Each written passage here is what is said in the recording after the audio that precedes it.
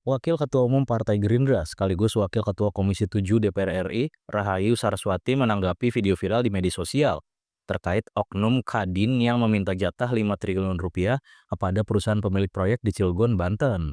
Ditemui di Kelapa Gading, Jakarta Utara, Rahayu Saraswati mengatakan video viral itu sudah menjadi atensi pemerintah, termasuk Kadin Indonesia. Rahayu mengatakan pihaknya sudah berkomunikasi dengan Ketua Umum Kadin Indonesia Anindya Novian Bakri terkait persoalan ini. Jika benar ditemukan pelanggaran berdasarkan hasil penelusuran formal, dipastikan bakal ada sanksi tegas terhadap oknum Kadin Cilegon itu. Sebelumnya, video viral di media sosial terkait proyek pembangunan pabrik kimia milik PT Chandra Asri Petrochemical menjadi sorotan publik lantaran adanya dugaan oknum Kadin dan sejumlah organisasi kemasyarakatan meminta jatah proyek. Dalam rekaman video, dugaan pemalakan ini terjadi ketika sejumlah orang yang mengenakan seragam Kadin menghadiri pertemuan tersebut. Video itu juga memperlihatkan seorang pria yang mengaku dari Kadin Cilegon meminta pembagian nilai proyek sebesar 5 triliun rupiah tanpa proses lelang. About the BOQ, about the tanpa ada lelang. Porsinya harus jelas tanpa ada lelang. 5 triliun untuk Kadin, 3 triliun untuk Kadin tanpa ada lelang. Bagi apa yang tindakan Mbak?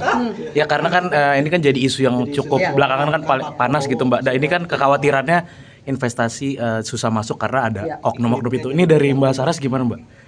Ya kalau misalkan dari utamanya fraksi Gerindra, kami sangat jelas kami mendukung untuk upaya dari pemerintah daerah maupun pusat untuk tegas dalam menyisir dan memastikan keamanan berinvestasi, iklim investasi supaya sehat di Indonesia. Karena kita untuk bisa mencapai 0% kemiskinan, 8% pembangunan ekonomi, kita perlu adanya kerjasama dengan investor bahkan dari luar negeri.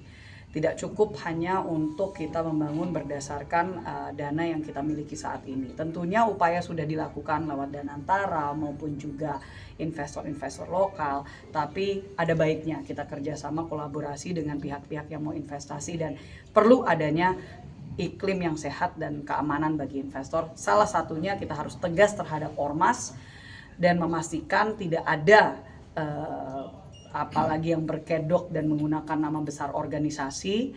Kemarin kita sudah mendapatkan statement jelas dari Ketua Umum Kadin bahwa akan ada investigasi lebih lanjut terhadap pihak-pihak yang melakukan intimidasi maupun juga mengambil kesempatan dalam kesempitan dan mempersulit upaya dari investor masuk ke Indonesia. Berarti termasuk yang kemarin viral di Cilegon itu juga akan ditelusuri atau gimana Mbak? Betul, statement dari Ketua Umum Kadin Bapak Anindya Bakri sudah jelas bahwa akan adanya penelusuran secara formal dan memastikan evaluasi, dan jika memang terdapat ada yang dalam struktur kepengurusan Kadin di daerah yang keluar dari jalur, yang melanggar aturan dan etika dalam kita menjaga iklim usaha di Indonesia, akan ada tindakan tegas dan pemberian sanksi.